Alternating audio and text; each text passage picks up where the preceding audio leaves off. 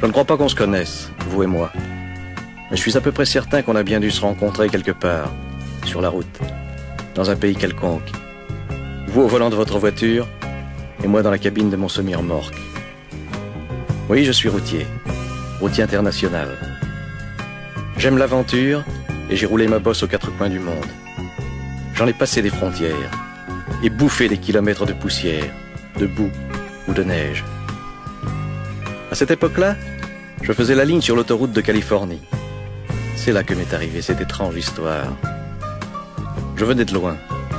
Je conduisais depuis trop longtemps et la fatigue commençait à se faire sentir. J'hésitais à réveiller le copain qui dormait dans la couchette.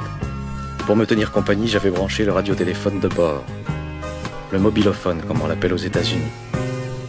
C'est un appareil qui nous permet, à nous autres les routiers, de garder le contact et de nous entraider en cas de coup dur. Je venais à peine d'enclencher le canal 27 de la CBR, qui est notre fréquence habituelle, lorsque j'entendis, à travers la friture des ondes courtes, une petite voix lointaine qui parlait. Une petite voix d'enfant qui appelait. Allô? Allô les routiers? Ici Teddy. Teddy Bear. M'entendez-vous? Ici Teddy. Répondez-moi. Je basculais l'inverseur sur émission et questionnais à mon tour. Allô? Allô Teddy? Ici la route. D'où appelles-tu? Que veux-tu? La voix du gamin répondit, un peu plus proche. Ici Teddy, j'appelle les routiers. Je t'entends Teddy, que veux-tu? Je suis tout seul, je m'ennuie, et je voudrais parler un peu avec vous.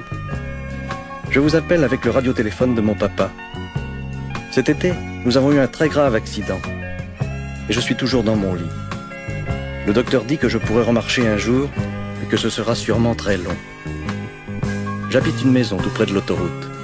Je suis souvent seul le soir, car maman est serveuse dans un motel pour nous faire vivre. J'ai perdu mon papa dans l'accident qui a détruit son camion et qui m'a cloué au lit. Il m'emmenait de temps en temps pour des petites courses. Mais maintenant, il ne vient plus jamais de routier par ici. Alors j'essaie de vous accrocher, avec le radiotéléphone qui nous reste, pour vous parler un petit peu, quand vous passez sur l'autoroute.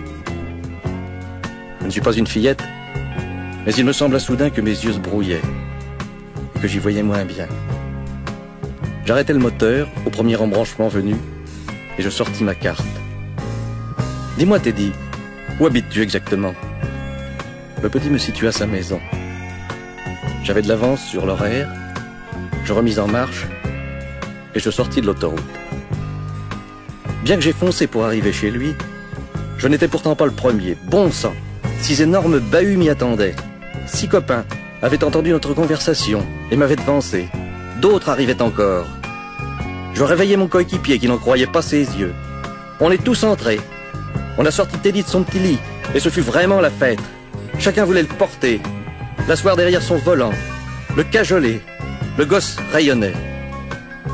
On lui donnait un tas de bricoles qu'on avait dans nos cabines et puis il fallut bien penser à repartir. Je le remis dans son lit, après l'avoir embrassé une dernière fois. Je grimpai sur mon siège et je tirais le démarreur. J'ai vu plus d'un dur qui détournait la tête. On lui promit que chaque fois qu'on passerait sur l'autoroute, on klaxonnerait d'une certaine manière pour qu'il nous entende. On se quitta enfin.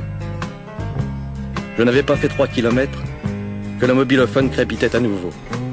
C'était une autre voix, une voix émue de femme. Et elle disait « Allô, les routiers? Ici la maman de Teddy. Merci les gars. Vous êtes de braves types. Bonne route. Et que Dieu vous protège. » Je n'ai pas pu répondre un seul mot. J'ai coupé le radiotéléphone, et alors seulement, j'ai chialé. Oui, chialé comme un vrai môme.